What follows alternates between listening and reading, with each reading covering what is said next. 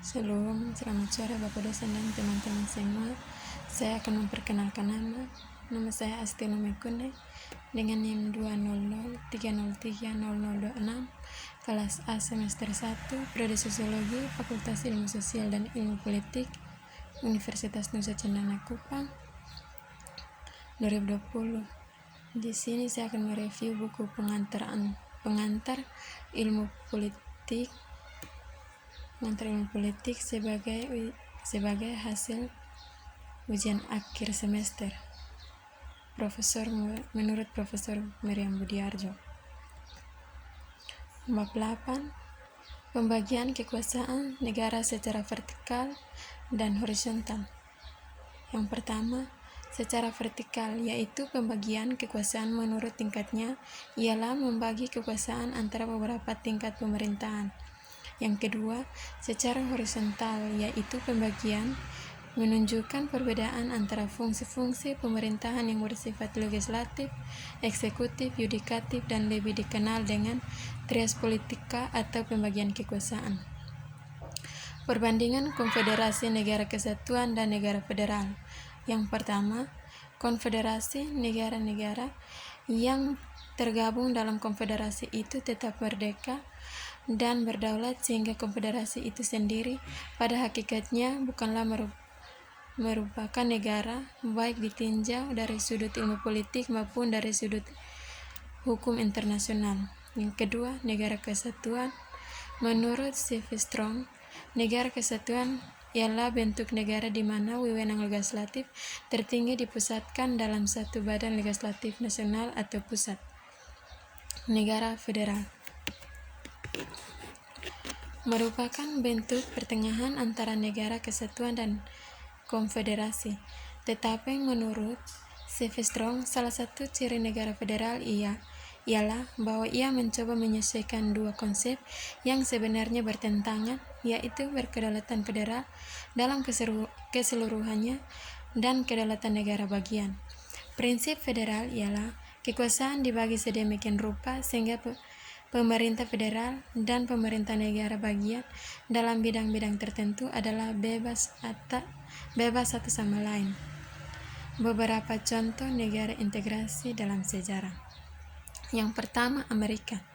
Dalam abad ke-18 ada 13 negara yang berdaulat kemudian bersekutu dalam perang melawan Inggris dalam tahun 1781 sampai 1789 merupakan negara federal. Yang kedua, Jerman. Sebelum masa Napoleon, lebih atas 100 negara Jerman berdaulat yang merupakan negara Romawi suci. Yang ketiga, Belanda. Pada tahun 1579 mulai dianggap konfederasi yang lemah, yaitu United Provinces Soviet Airlines yang terdiri atas 7 provinsi dan akhirnya menjadi negara kesatuan. Federalisme di Amerika Serikat. Federalisme di Amerika Serikat. Bentuk negara Amerika Serikat umumnya dianggap sebagai federalisme yang paling sempurna. Ia mempunyai ciri-ciri federalisme yang kuat sebagai berikut. Yang pertama, dana kekuasaan terletak di negara-negara bagian. Yang kedua, kedudukan Mahkamah Agung yang federal sebagai penafsiran utama dari Undang-Undang Dasar dalam memutuskan masalah kompetensi antara bagian tingkat pemerintah. Federalisme di Uni Soviet. Prinsip federalisme ternyata ada dalam susunan badan legislatif Soviet tertinggi yang terdiri atas 2 majelis, yaitu Conclave of the Union dan Conclave of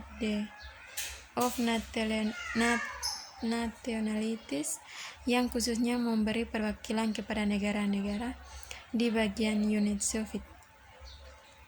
Federalisme di Indonesia. Republik Indonesia Serikat, Desember 1949 sampai Agustus 1950. Republik Indonesia Serikat terdiri atas 15 negara bagian, disebut daerah bagian, yang secara formal berkedudukan saling sama martabat atau equal status, dan saling sama hak atau equal rights. Secara formal pula bentuk federal bersifat sempurna. Yang pertama, kekuasaan pemerintah federal diperinci satu persatu dan kekuasaan terletak dalam negara-negara bagian atau Undang-Undang Dasar Pasal 51. Yang kedua, dalam timbulnya pertentangan antara Undang-Undang Federal dan Undang-Undang Negara Bagian, Mahkamah Agung Federal yang mempunyai wewenang untuk menyelesaikan dan keputusan meningkat kedua belah pihak atau Undang-Undang Dasar Pasal 48. Bab 9. Badan Eksekutif, Legislatif, dan Yudikatif. Badan Eksekutif. Di negara-negara demokrasi, badan eksekutif biasanya terdiri atas kepala negara. Badan eksekutif dalam arti yang luas juga mencakup para pegawai sipil dan militer. Jumlah anggota badan eksekutif jauh lebih kecil daripada jumlah anggota badan legislatif. Wewenang badan eksekutif. Yang pertama, administrasi, kekuasaan untuk melaksanakan undang-undang dan peraturan perundangan lainnya dan menyelenggarakan administrasi negara. Yang kedua, legislatif, membuat rancangan undang-undang dan membimbingnya dalam badan perwakilan rakyat sampai menjadi undang-undang. Yang ketiga, keamanan. Keempat, yudikatif. Kelima, diplomatik. Beberapa macam badan eksekutif antara lain: yang pertama, sistem parlementer dengan parliamentary eksekutif. Yang kedua, sistem presidensial dan fixed eksekutif atau non-parliamentary eksekutif. Badan eksekutif di negara komunis. Perbedaan yang terbesar ialah peran yang dominan dari Partai Komunis yang menyelami semua aparatur negara. Negara-negara komunis dalam garis besarnya mengikuti pola Uni Soviet. Badan legislatif. Badan legislatif mencerminkan salah satu fungsi badan, yaitu legislatif atau membuat undang-undang. Nama lain adalah parlemen, suatu istilah yang menekankan unsur bicara atau paralel dan merundingkan. Demokrasi adalah suatu sistem pemerintah yang mayoritas anggota dewasa dari satu komunikasi politik partisipasi atas dasar sistem perwakilan yang menjamin bahwa pemerintah akhirnya mempertanggungjawabkan tindakan-tindakan kepada mayoritas.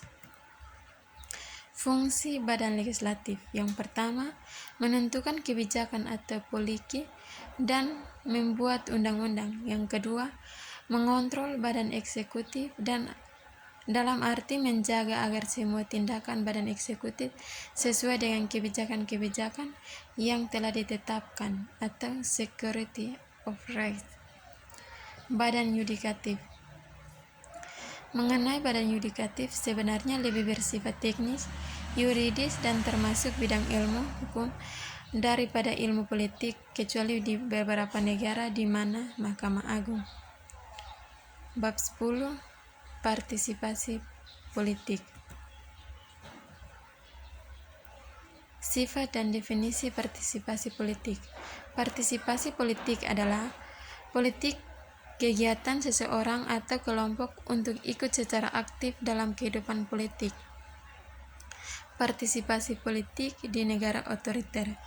Di negara-negara seperti komunis pada masa lampau, partisipasi pada umumnya diakui secara formal.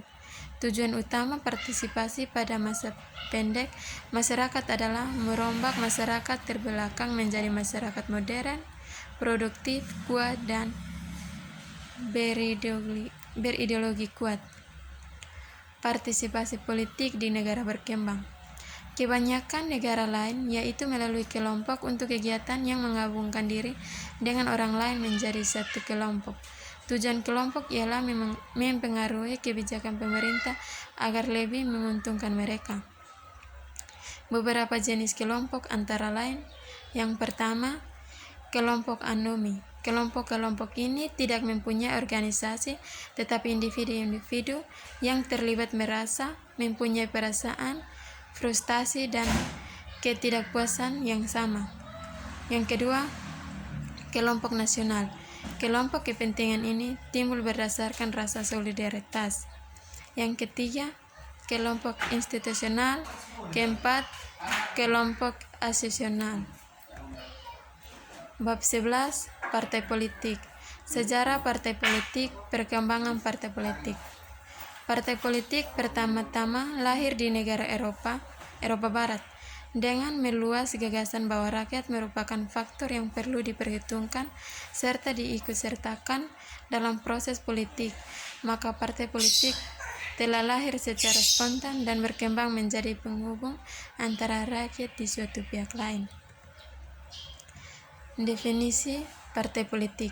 Partai politik adalah suatu kelompok yang terorganisir yang anggota-anggotanya mempunyai orientasi, nilai-nilai, dan cita-cita.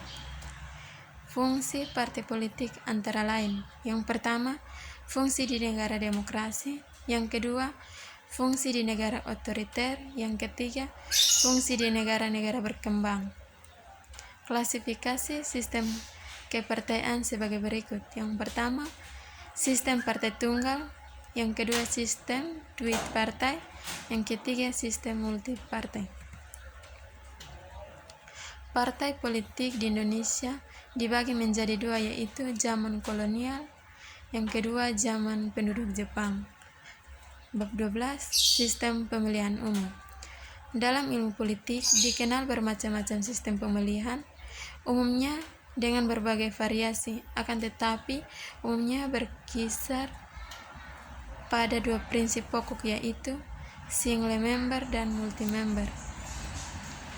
Keuntungan dan kelemahan kedua sistem. Yang pertama, keuntungan sistem distrik. Satu, sistem ini lebih mendorong ke arah integrasi partai-partai politik. Kedua, fragmentasi partai dan kecenderungan membentuk partai baru. Yang ketiga, karena kecil distrik, maka wakil yang terpilih dapat dikenal oleh komunitasnya. Yang keempat, berbagai partai besar, sistem ini menguntungkan. Yang berikut, lebih mudah lagi suatu partai untuk mencapai kedudukan mayoritas. Yang terakhir, sistem sederhana dan mudah untuk diselenggarakan. Yang kedua, kelemahan sistem distrik. Yang pertama, sistem ini kurang memperhatikan kepentingan partai-partai kecil dan golongan minoritas. Yang kedua, sistem ini kurang representatif. Yang ketiga, sistem distrik dianggap kurang efektif dalam masyarakat yang plural. Yang terakhir, adanya kemungkinan si wakil cenderung lebih memperhatikan kepentingan distrik serta warga distrik dari kepentingan nasional. Yang ketiga, keuntungan sistem proporsional. Yang pertama, sistem proporsional dianggap representatif. Yang kedua, sistem proporsional dianggap lebih demokratis. Yang keempat, kelemahan sistem proporsional. Yang pertama, sistem ini kurang mendorong partai-partai untuk berintegrasi atau bekerja satu sama lain dan memanfaatkan persamaan-persamaan yang sama. Yang kedua, sistem ini mempermudah fragmentasi partai. Yang ketiga, sistem proporsional memberikan kedudukan yang kuat pada pimpinan partai melalui sistem daftar, karena pimpinan partai menentukan daftar calon. Sistem pemilihan umum antara lain. Yang pertama, zaman demokrasi parlementer. Yang kedua, zaman demokrasi terpimpin. Yang ketiga, zaman demokrasi Pancasila. Yang keempat, zaman reformasi. Sekian dan terima kasih.